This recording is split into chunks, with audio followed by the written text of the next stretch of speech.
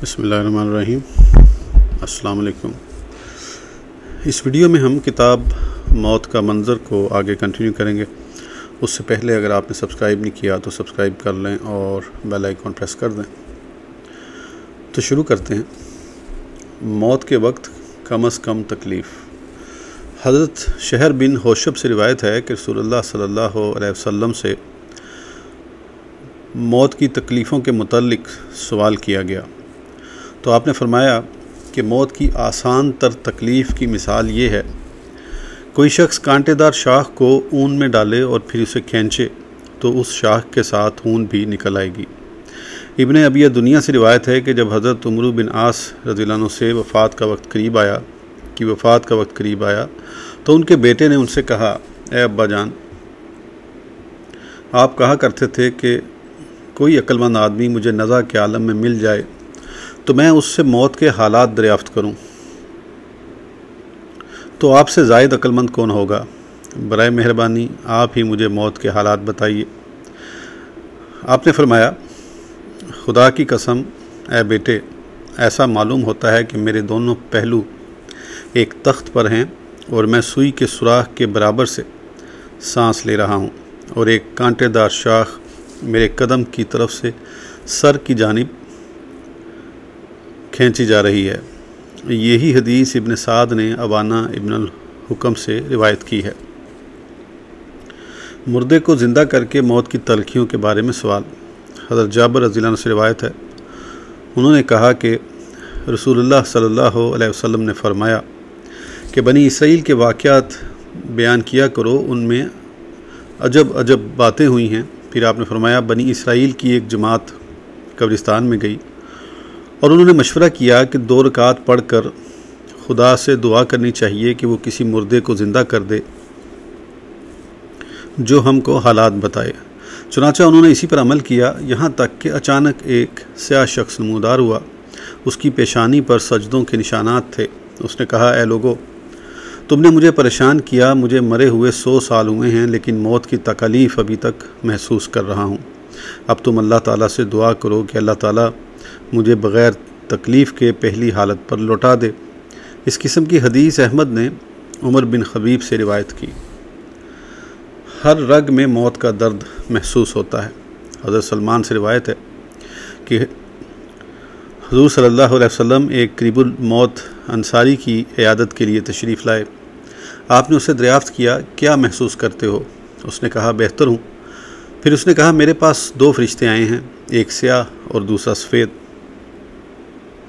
नबी अकरम सल्लल्लाहु अलैहि वसल्लम ने फरमाया, उनमें से तुम्हारे करीब कौन सा है? उन्होंने कहा, स्याह मेरे करीब है। नबी करीम सल्लल्लाहु अलैहि वसल्लम ने कहा, खैर नेकी कम है और शर ज़्यादा। उन्होंने अर्ज़ की, या रसूलल्लाह सल्लल्लाहु अलैहि वसल्लम, मुझे अपनी दुआ से सरफराज फरमाएँ। आपने दुआ फरमाई, ए अल्लाह, इसकी ज़्यादा बुराइयों को माफ़ फरमा दे और थोड़ी नेकियों को मुकम्मल फरमा दे। फिर आपने पूछा, आप क्या देखते हो?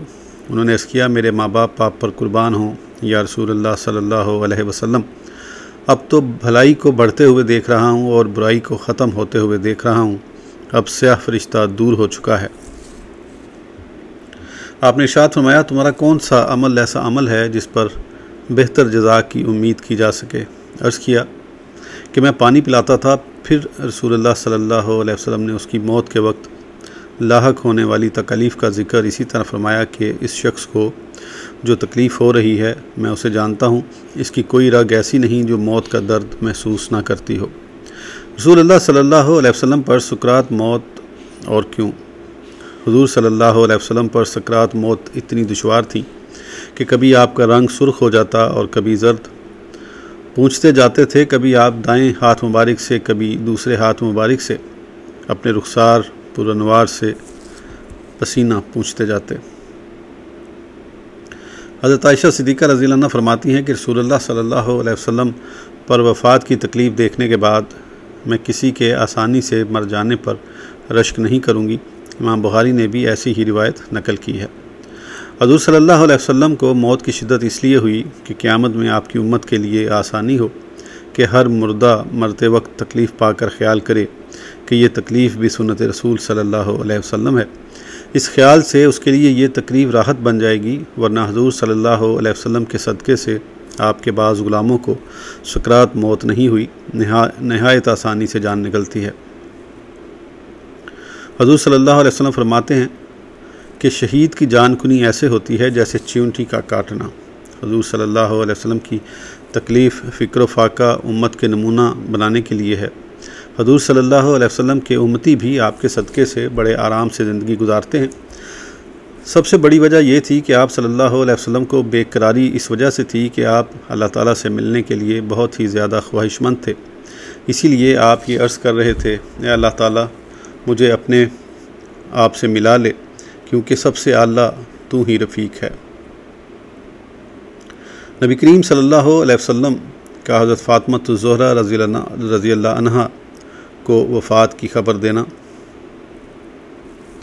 हज़रत आयशा सिद्दीक़ा रज़ी अल्लाह अन्हा से मरवी है कि हम नबी करीम सल्लल्लाहु अलैहि वसल्लम की अज़वाज मुतहरात आपके पास थी कि हज़रत फ़ातिमा रज़ी अल्लाह अन्हा आपकी तरफ मुतवज्जा हुई, जिनकी चाल नबी करीम सल्लल्लाहु अलैहि वसल्लम की चाल से मुख्तलिफ नहीं थी। यानी आपका चलना नबी करीम सल्लल्लाहु अलैहि वसल्लम के चलने के मुशाबे था। जब नबी करीम सल्लल्लाहु अलैहि वसल्लम को देखा तो फरमाया, ए मेरी बेटी, मरहबा, खुशामदीद। फिर आपने उन्हें अपने पास बिठा लिया और उनसे आहिस्तगी में कोई गुफ्तगू फरमाई। आप वो सुनकर बहुत शदीद रोईं। जब आपने उनको गमनाक देखा तो दूसरी मरतबा फिर आपसे आहिस्ता कोई कलाम फरमाया तो वो मुस्कुराने लगी। नबी करीम सल्लल्लाहु अलैहि वसल्लम की मजलिस से उठ जाने के बाद मैंने उनसे पूछा, वो क्या बात थी जो नबी करीम सल्लल्लाहु अलैहि वसल्लम ने तुम्हारे साथ फरमाई? तो उन्होंने कहा, मैं नबी करीम सल्लल्लाहु अलैहि वसल्लम का राज फशा नहीं कर सकती। जब नबी करीम सल्लल्लाहु अलैहि वसल्लम दुनिया से तशरीफ़ ले गए तो मैंने कहा, मैं तुम्हें अपने उस हक़ जो मेरा तुम पर है की कसम दिलाकर कहती हूँ, तुम मुझे वो ख़बर बताओ। आपने जिस हक़ की तरफ इशारा किया उससे मुराद आपका माल होना और हज़रत फ़ातिमा तो ज़ोहरा का बेटी होना है। हज़रत फ़ातिमा ज़ोहरा रज़ी अल्लाह अन्हा ने कहा, ठीक है, अब मैं बता सकती हूँ। जब नबी करीम सल्लल्लाहु अलैहि वसल्लम ने पहली मरतबा मेरे साथ आहिस्ता कलाम फरमाया, उसमें आपने मुझे बताया कि जिब्रील अलैहिस्सलाम ने इस मरतबा मेरे साथ 2 मरतबा दौर किया, जबकि वो उससे पहले हर साल 1 मरतबा कुरान पाक का दौर फरमाते थे। तो इससे मालूम हुआ कि मेरी वफ़ात का वक्त करीब आ गया है। तुम अल्लाह ताला से डरती रहना और सब्र करना, मेरा पहले जाना तुम्हारे लिए बेहतर है। ये सुनकर मैं रोने लगी। जब आपने मेरी परेशानी को देखा तो दूसरी मरतबा आपने मेरे साथ आहिस्ता गुफ्तगू फरमाई और फरमाया, ए फ़ातिमा, क्या तू नहीं चाहती कि तू जन्नत की औरतों की सरदार हो? या रावी को शक है कि आपने ये अल्फाज फरमाए हैं कि क्या तू नहीं चाहती कि तू मुसलमानों की औरतों की सरदार हो? मकसद दोनों का एक है, क्योंकि मुसलमानों की औरतों ने ही जन्नत में जाना है। दूसरी रिवायत में यही ख़बर आपने मर्ज़ विसाल में हज़रत फ़ातिमा ज़ोहरा रज़ी अल्लाह अन्हा को ख़बर दी और उसके मुतल्लिक़ हज़रत फ़ातिमा रज़ी अल्लाह अन्हा फरमाती हैं कि मेरे साथ आहिस्ता कलाम फरमाते हुए रसूलुल्लाह सल्लल्लाहु अलैहि वसल्लम ने फरमाया कि मैं बीमारी की वजह से इसी तकलीफ़ में दुनिया से जा रहा हूँ, तो मैं रोने लगी। फिर दूसरी मरतबा आपने मुझे आहिस्ता ये इरशाद फरमाया कि तमाम अहले बैत में सबसे पहले मेरी मुलाकात आपसे होगी, आपके पीछे पीछे मैंने जाना है। तो मैं हंसने लगी। हदीस शरीफ से वाज़े हो रहा कि नबी करीम सल्लल्लाहु अलैहि वसल्लम ने हज़रत फ़ातिमा ज़ोहरा रज़ी अल्लाह अन्हा से 2 मरतबा कलाम फरमाया, एक दफ़ा सेहत में और एक मर्ज़ विसाल में, और आपने इन्हें 2 बशारतें दी, एक जन्नती औरतों की सरदार होने के मुतल्लिक़ और दूसरा नबी करीम सल्लल्लाहु अलैहि वसल्लम के विसाल के बाद तमाम ख़ानदान नबवी में सबसे पहले आपका दुनिया से तशरीफ़ ले जाना और नबी करीम सल्लल्लाहु अलैहि वसल्लम से मुलाकात करना। नबी करीम सल्लल्लाहु अलैहि वसल्लम का अपनी ज़ौजा मुतहरा हज़रत ज़ीनत की वफ़ात की ख़बर देना। हज़रत आयशा सिद्दीक़ा रज़ी अल्लाह अन्हा से मरवी है, आप फरमाती हैं कि नबी करीम सल्लल्लाहु अलैहि वसल्लम ने फरमाया कि तुम में से सबसे पहले मुझे वो मिलेगी जिसके हाथ लंबे हैं। हज़रत आयशा रज़ी अल्लाह अन्हा फरमाती हैं, तमाम अज़वाज मुतहरात एक दूसरे के हाथ किसी काने वगैरह से नापती थीं कि किसके हाथ लंबे हैं। अज़वाज मुतहरात ने ज़ाहरी लंबे हाथ समझे थे।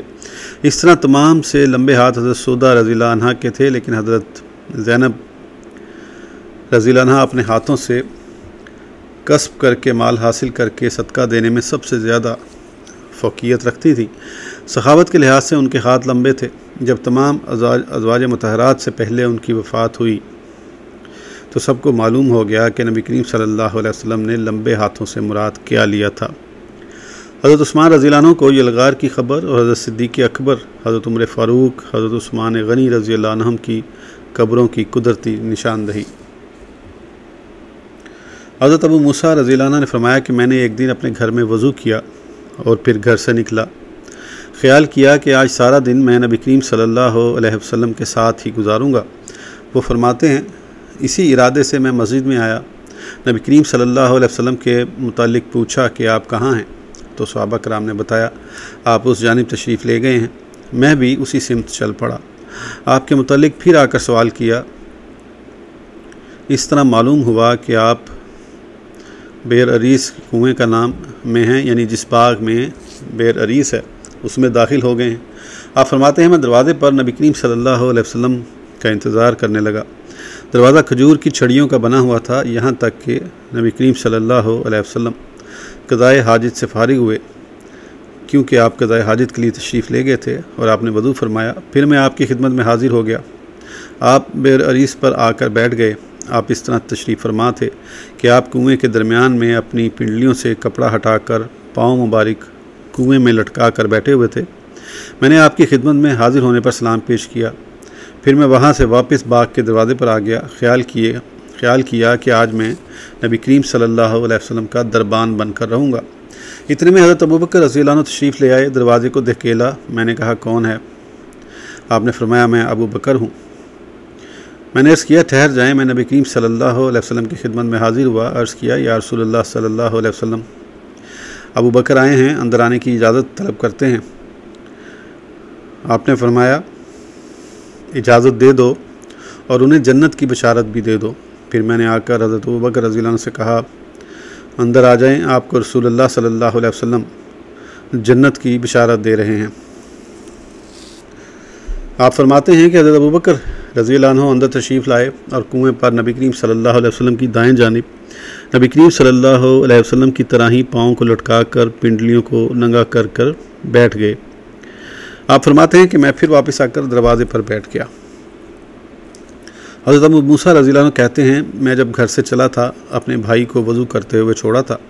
अब ख्याल कर रहा था, काश कि अल्लाह ताला की उन पर भी मेहरबानी होती कि आज वो नबी करीम सल्लल्लाहु अलैहि वसल्लम की इस रहमत से फ़ायदा उठाते। इसी ख्याल में ही था कि किसी शख्स ने दरवाज़े को हरकत दी। मैंने कहा, कौन? उन्होंने कहा, मैं उमर बिन ख़िताब रज़ियल्लाहु अन्हु हूँ। मैंने कहा, ठहर जाइए। फिर मैं नबी करीम सल्लल्लाहु अलैहि वसल्लम की खिदमत में हाजिर हुआ और सलाम पेश करने के बाद अर्ज़ किया, या रसूलुल्लाह सल्लल्लाहु अलैहि वसल्लम, उमर आए हैं, अंदर आने की इजाज़त तलब कर रहे हैं।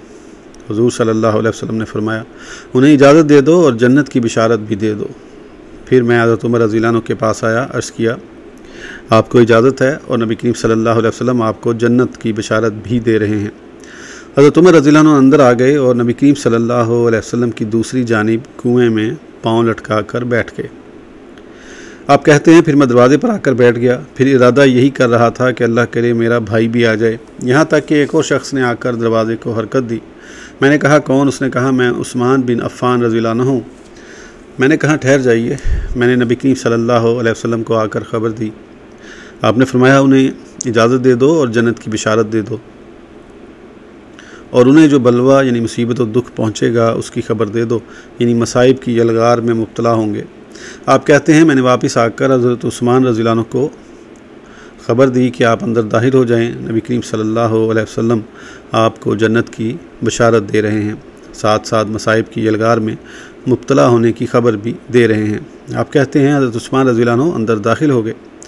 कुएँ की जिस जानिब नबी करीम सल्लल्लाहु अलैहि वसल्लम तशरीफ़ फरमा थे वो पुर हो चुकी थी, जगह ना होने की वजह से। दूसरी जानिब बैठ गए। हज़रत शरीक रज़ियल्लाहु अन्हु कहते हैं, हज़रत सईद बिन मुसैब रज़ियल्लाहु अन्हु फरमाते थे कि मैंने उससे कब्रों की तरफ इशारा समझा। हदीस पाक से हासिल होने वाले फ़वाइद। हदीस पाक से जो ये समझ आ रहा है कि हज़रत अबू मूसा अशरी रज़ियल्लाहु अन्हु दरबान थे। नबी करीम सल्लल्लाहु अलैहि वसल्लम का ये हमेशा मामूल नहीं था, बल्कि मुमकिन है कि हज़रत अशरी रज़ियल्लाहु अन्हु ख़ुद अपनी मर्ज़ी और खिदमत गुजारी के इरादे से दरबान बने हों और फिर उस बशारत के इरादे से उनकी इस खिदमत को बरकरार रखा हो, या ख़ुद नबी करीम सल्लल्लाहु अलैहि वसल्लम ने इसी मकसद के लिए दरबान बनने का हुक्म दिया हो। और फ़ायदा ये हासिल हुआ कि किसी नेक काम में अपने भाई या रिश्तेदारों की शिरकत की तमन्ना सुन्नत सहाबा कराम है, जैसा कि हज़रत अबू मूसा अशरी रज़ियल्लाहु अन्हु बार बार ख्वाहिश कर रहे थे कि काश मेरे भाई भी आ जाएं और नबी करीम सल्लल्लाहु अलैहि वसल्लम की वुसअत रहमत से फ़ायदा हासिल कर लें। और फ़ायदा ये हासिल हुआ कि तीनों सहाबा कराम के बैठने के अंदाज से उनकी कब्रों की तरफ इशारा था, यानी हज़रत अबू बकर सिद्दीक़ रज़ियल्लाहु अन्हु, हज़रत उमर फ़ारूक रज़ियल्लाहु अन्हु, दोनों का नबी करीम सल्लल्लाहु अलैहि वसल्लम की जानिब बैठना इस तरफ इशारा था कि इन दोनों का मुकाम आपके पहलू में हासिल होगा। लेकिन हज़रत उस्मान रज़ियल्लाहु अन्हु का सामने बैठना इशारा था कि उनको सामने यानी मुसलमानों के आम कब्रिस्तान बकी में जगह हासिल होगी। और नबी करीम सल्लल्लाहु अलैहि वसल्लम ने जिस तरह ख़बर दी कि तुम्हें बलवा में मुब्तला होना पड़ेगा, यानी मुसीबतों के अंबार होंगे, ज़ालिमीन की यलगार होगी, ऐसे हाल में तुमने शहादत हासिल करनी है। नबी करीम सल्लल्लाहु अलैहि वसल्लम का ये इरशाद ग्रामी हर्फ बहर्फ सच्चा साबित हुआ। नबी करीम सल्लल्लाहु अलैहि वसल्लम का इमाम हुसैन रज़ियल्लाहु अन्हु की शहादत की खबर देना। हज़रत उम्मे फ़ज़ल रज़ियल्लाहु अन्हा का इसमें ग्रामी लबाबा है, उम्मुल मोमिनीन मैमूना रज़ियल्लाहु अन्हा की बहन है। औरतों से हज़रत खतीजा रज़ियल्लाहु अन्हा के बाद ईमान कबूल करने वाली हैं और हज़रत अब्बास रज़ियल्लाहु अन्हु की ज़ौजा हैं। ये रिवायत करती हैं कि वो एक दिन नबी करीम सल्लल्लाहु अलैहि वसल्लम की खिदमत में हाज़िर हुई और अर्ज़ किया, या रसूलल्लाह सल्लल्लाहु अलैहि वसल्लम, बहुत ही बुरा ख्वाब रात को देखा है। आप सल्लल्लाहु अलैहि वसल्लम ने फरमाया, वो क्या? उन्होंने अर्ज़ किया, या रसूलल्लाह सल्लल्लाहु अलैहि वसल्लम, बहुत ही बुरा है। आपने फिर फरमाया, वो क्या है? उन्होंने कहा, या रसूलल्लाह सल्लल्लाहु अलैहि वसल्लम, मैंने ख्वाब देखा है कि आपके जिस्म का टुकड़ा कट कर मेरी गोद में आ गया है। नबी करीम सल्लल्लाहु अलैहि वसल्लम ने फरमाया, ये तो बहुत मुबारक ख्वाब है, क्योंकि इंशाअल्लाह हज़रत फ़ातिमा रज़ियल्लाहु अन्हा का एक लड़का पैदा होगा जो तुम्हारी गोद में आएगा। जब हज़रत फ़ातिमा रज़ियल्लाहु अन्हा के बतन से हज़रत इमाम हुसैन रज़ियल्लाहु अन्हु का तौलद हुआ तो वो रसूलुल्लाह सल्लल्लाहु अलैहि वसल्लम के इरशाद ग्रामी के मुताबिक मेरी गोद में आ गए। उसके बाद मैं एक दिन नबी करीम सल्लल्लाहु अलैहि वसल्लम की खिदमत में हाज़िर हुई और बच्चे को आपकी गोद में रखा। कुछ देर बाद मैंने तवज्जो की तो देखा कि नबी करीम सल्लल्लाहु अलैहि वसल्लम की आँखों से आंसू टपक रहे हैं। आप कहती हैं, मैंने अर्ज़ किया, या रसूलुल्लाह सल्लल्लाहु अलैहि वसल्लम, मेरे माँ बाप आप पर कुर्बान हों, आपको क्या हुआ? तो आपने फरमाया कि मेरे पास जिब्राइल अमीन अलैहिस्सलाम आए, उन्होंने मुझे ख़बर दी कि बेशक मेरी उम्मत के लोग इस मेरे बेटे को शहीद कर देंगे। मैंने कहा, इसको? आपने कहा, हाँ, और वो मेरे पास सुर्ख मिट्टी भी लाए हैं। यौम शहादत इमाम हुसैन रज़ियल्लाहु अन्हु को नबी करीम सल्लल्लाहु अलैहि वसल्लम का खून जमा करना। हज़रत इब्न अब्बास रज़ियल्लाहु अन्हुमा से मरवी है कि मैंने एक दिन दोपहर को सोते हुए नबी करीम सल्लल्लाहु अलैहि वसल्लम को ख्वाब में देखा कि आपके बाल मुबारक बिखरे हुए गुबार आलूद हैं, आपके हाथ में एक शीशी है जिसमें खून है। अर्ज़ किया, मेरे माँ बाप आप पर कुर्बान हो या रसूलुल्लाह सल्लल्लाहु अलैहि वसल्लम, ये क्या? आप सल्लल्लाहु अलैहि वसल्लम ने फरमाया कि ये इमाम हुसैन रज़ियल्लाहु अन्हु और उनके साथियों का खून है। मैं आज यही खून ही जमा करता रहा। हज़रत इब्न अब्बास रज़ियल्लाहु अन्हुमा फरमाते हैं कि मैंने वो वक्त याद कर लिया कि आज कौन सी तारीख़ है, कौन सा दिन है और कौन सा वक्त है। बाद में जब हज़रत इमाम हुसैन रज़ियल्लाहु अन्हु और आपके असहाब की शहादत की ख़बर मिली तो पता चला कि ये वही वक्त था जिसमें नबी करीम सल्लल्लाहु अलैहि वसल्लम से मेरी मुलाकात हुई।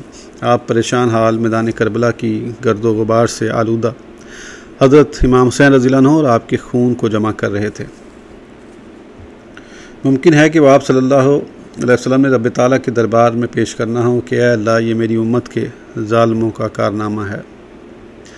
रूह कब्ज़ होने के बाद के मसाइल लो हालात।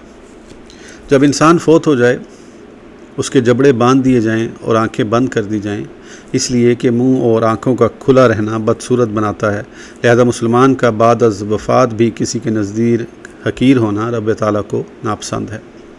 लिहाजा मुंह और आंखें बंद कर दी जाएं ताकि यूँ मालूम हो कि बंदा सोया हुआ है। आंखें बंद करने वाला शख्स ये दुआ पढ़े, बिस्मिल्लाहि व अला मिल्लति रसूलिल्लाहि अल्लाहुम्मा यस्सिर अलैहि अमरहु व सखिल अलैहि मा बादहु व सइदहु बिलिकाइका वजअल मा खरज इलैहि खैरम मिम्मा खरज अन। हज़रत उम्मे सलमा रज़ियल्लाहु अन्हा फरमाती हैं कि नबी करीम सल्लल्लाहु अलैहि वसल्लम हज़रत अबू सलमा रज़ियल्लाहु अन्हु की वफ़ात के वक्त के करीब उनकी इयादत के लिए तशरीफ़ लाए। उनकी नज़र खड़ी हो चुकी थी तो हुजूर ने उनकी आंखें बंद कर दी और फरमाया कि रूह को जब कब्ज़ कर लिया जाता है तो नज़र उसका पीछा करती है, उसके अहलो अयाल रो रहे होते हैं। फिर आपने फरमाया, जब तुम्हारा कोई शख्स फोत हो तो उसका अच्छे अल्फाज से तस्करा करो, क्योंकि मलाइका उस पर आमीन कहते हैं जो भी तुम कहते हो। फिर नबी करीम सल्लल्लाहु अलैहि वसल्लम ने हज़रत अबू सलमा के लिए ये दुआ फरमाई,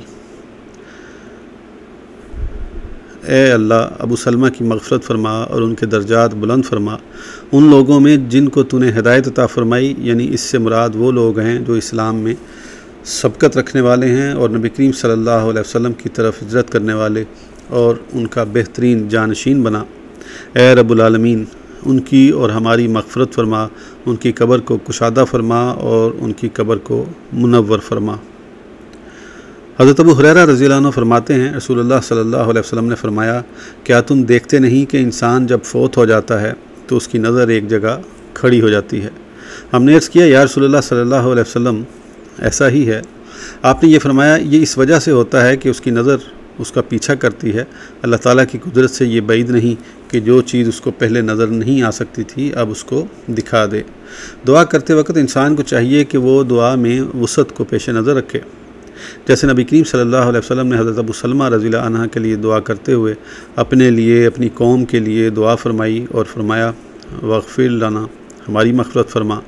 फ़ौतशुदा इंसान के लिए बद्दुआ ना की जाए, अगर वो इस बद्दुआ का मुस्तहिक़ ना हुआ तो उसकी बद्दुआ उसी की तरफ लौट आएगी। मसला, फ़ौत होने पर इंसान के तमाम आज़ा को सीधा कर दिया जाए और उसके पेट पर लोहे की कोई चीज़ रख दी जाए ताकि उसका पेट सूज ना जाए। उसके पास खुशबू वगैरह सुलगा दी जाए और हो सके तो बाज़ारों में और इर्द गिर्द जहाँ तक मुमकिन हो ऐलान कराया जाए ताकि लोग ज़्यादा से ज़्यादा उसके जनाजे में शरीक होकर सआदत हासिल करें। हैज़ व नफास वाली औरतें और जन भी जिस पर गुस्ल फ़र्ज़ हो चुका हो, शख्स मैयत से दूर रहें, उसके कुर्ब से निकल जाएँ। करीबुल मौत इंसान का एक जगह नज़र लगा कर देखना क्यों। हज़रत इब्न अब्बास रज़ियल्लाहु अन्हुमा से मरवी है कि हुज़ूर सल्लल्लाहु अलैहि वसल्लम ने फरमाया, कोई शख्स जन्नत या जहन्नुम में अपना मुकाम देखे बगैर दुनिया से रुखसत नहीं होता। फिर आपने फरमाया, जब वो मरने के करीब होता है तो फ़रिश्तों की दो सफ़ें खड़ी हो जाती हैं, उनके चेहरे आफ़ताब की तरह चमकते हैं, तो मुर्दा उनको देखता है, दूसरे लोग नहीं देख सकते। तुम ये समझते हो कि शायद मरने वाला शख्स तुम्हारी तरफ देख रहा है।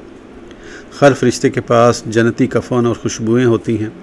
अगर मरने वाला शख्स मोमिन हो तो फरिश्ते उसको जन्नत की बशारत देकर कहते हैं, ए मुतमईन नफ्स, अल्लाह ताला की रज़ा और उसकी जन्नत की तरफ निकल आ, क्योंकि अल्लाह ताला ने तेरे लिए वो इनामात रखे हैं जो दुनिया व माफिया से बेहतर हैं।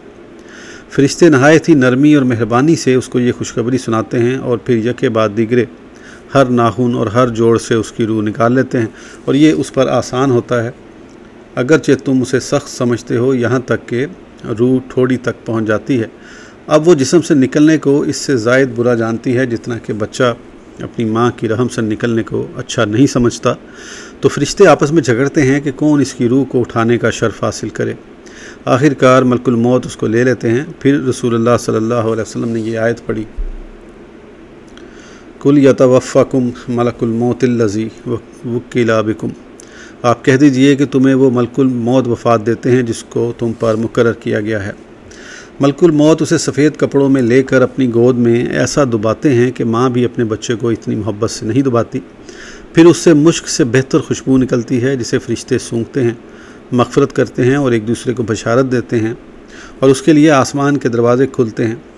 जिस दरवाज़े पर पहुँचता है उसके फरिश्ते उसके लिए दुआए मग़फ़रत करते हैं, यहाँ तक कि बारगाह खुदाबंदी में हाज़िर होता है तो वो इरशाद फरमाता है, ए पाक नफ्स और ए पाक जिस्म जिससे निकल कर आई है, खुश आमदीद।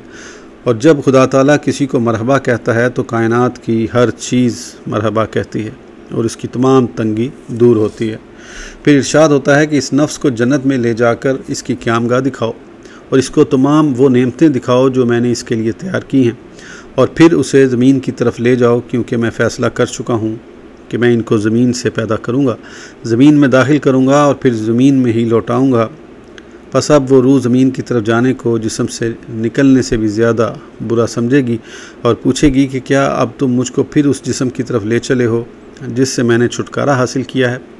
फरिश्ते कहेंगे कि हमें यही हुक्म दिया गया है। वो फरिश्ते इस रूह को इतनी देर में वापस ले आएंगे जितनी देर में लोग उसके गुस्ल व कफ़न से फारिग होंगे। फिर इस रूह को उसके जिस्म और कफ़न में दाखिल करेंगे। ख्याल रहे कि मोमिनीन की रूहों को आला अलीयीन में रखा जाएगा। अलबत्ता रूह का ताल्लुक़ कब्र में जिस्म से होगा या बरज़खी हालत में जिसके ज़र्रात जहाँ कहीं भी होंगे उनसे भी रूह का ताल्लुक़ होगा। जिस्म की तरफ ज़मीन में रूह के लौटाने का यही मतलब है। इस वीडियो के लिए इतना ही, फिर इंशाल्लाह अगली वीडियो में आगे कंटिन्यू करेंगे। उस वक्त तक के लिए इजाज़त दीजिए। सब्सक्राइब करना ना भूलें। अल्लाह हाफ़िज़।